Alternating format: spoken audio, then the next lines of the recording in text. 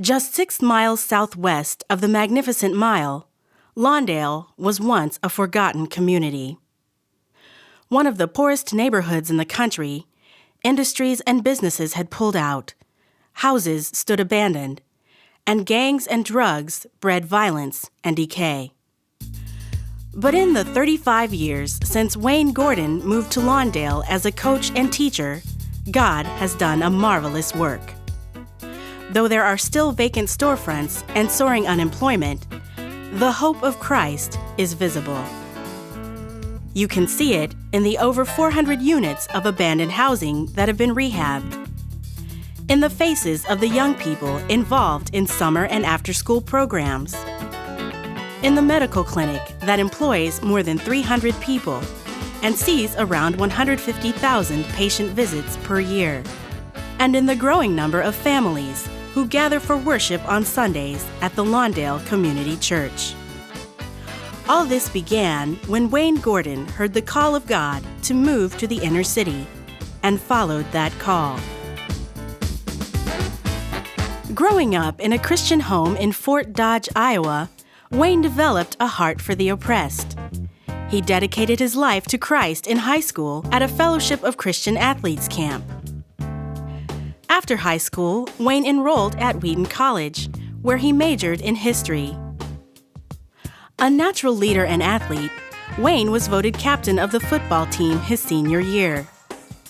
After graduating from Wheaton, he took a job as a high school history teacher and coach at Farragut High School in Chicago, and he's been known as Coach ever since.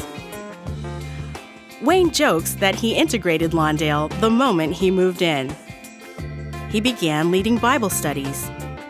During those early years, Corey Alumni Gym served as a retreat center. Coach met Ann Starkey, now his wife of 33 years, at a funeral and says it took him a year to talk her into marrying him. The first years in the city were difficult for the young couple. Their wedding gifts were stolen, and their home was broken into many times.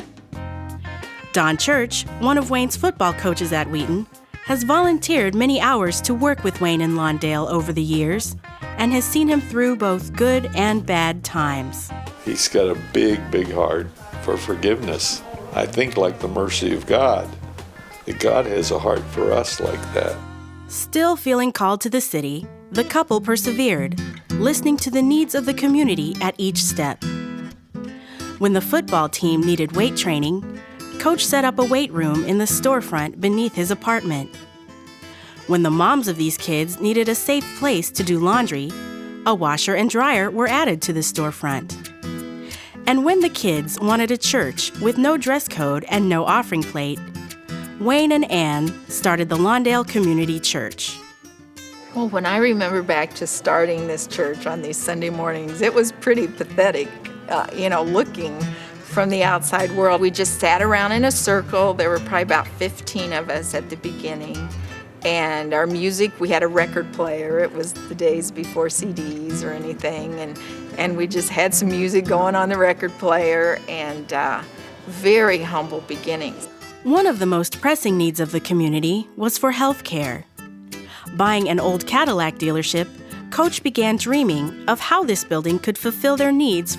But first, the roof needed fixing, to the tune of $90,000. We had written a grant to the Chicago Community Trust, and the Chicago Community Trust made a site visit while myself and 30 high school kids are on the roof working our tails off. We all are just covered with dirt, just filthy. And here comes the lady. I didn't know she was making the site visit that day, and I would have probably put on a tie for that.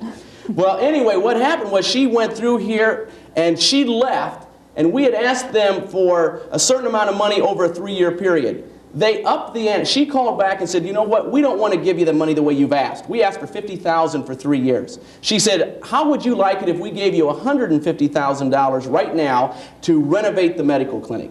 We said we'd love to have it. And she said, the reason, I want you to know why you're doing it, because never in visiting a site in the city of Chicago have I ever seen the community effort. If you can get 30 high school kids to give up their spring break and work as hard as you were working them up there, I know the community's behind this. I know this is a community effort. When it came time to build the gym, Coach called on the community again, and for 9 months, kids came to dig after school.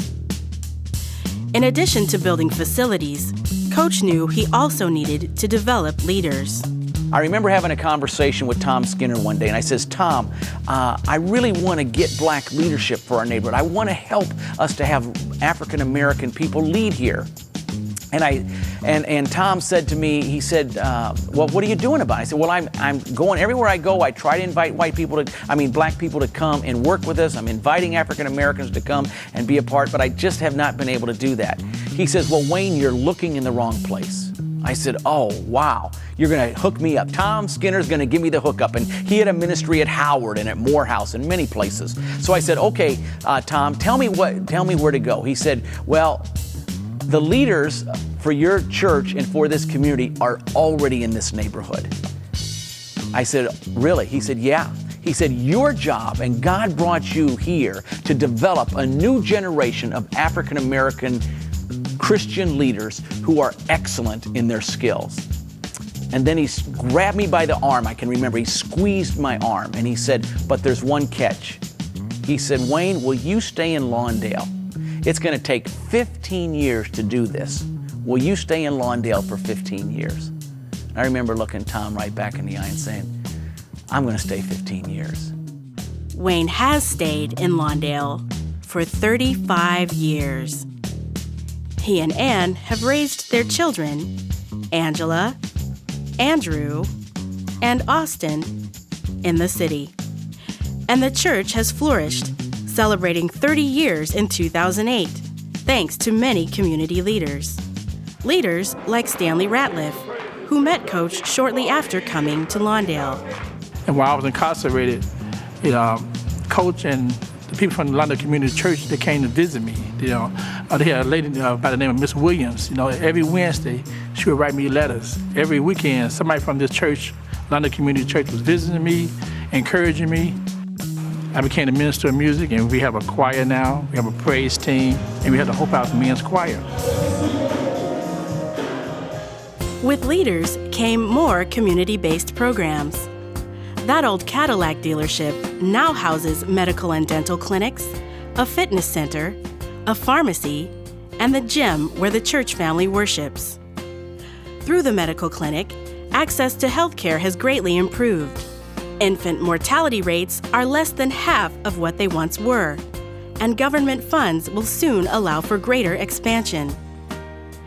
Founding president of the Lawndale Christian Development Corporation, Coach has seen many units of abandoned housing rehabbed and hundreds of people realizing the dream of home ownership, many for the first time. Not only has the church's halfway house touched the lives of some 2,500 men, but thanks to Wayne's vision, the community now boasts a sit-down restaurant that offers these men something better than any handout, a job. An author and co-author of books and articles about community development, Coach and Dr. John Perkins, his mentor and friend, have shared the Lawndale story with other urban communities through the Christian Community Development Association, which they founded 20 years ago. I came out here and met this young, energetic guy, and man, he was telling me all about what he was doing on the way here. And then when I got here, I walked in this little storefront full of weightlifting equipment. And I said, he was going to show me the ministry. And I said, where is the ministry? And it was a few chairs stacked in there.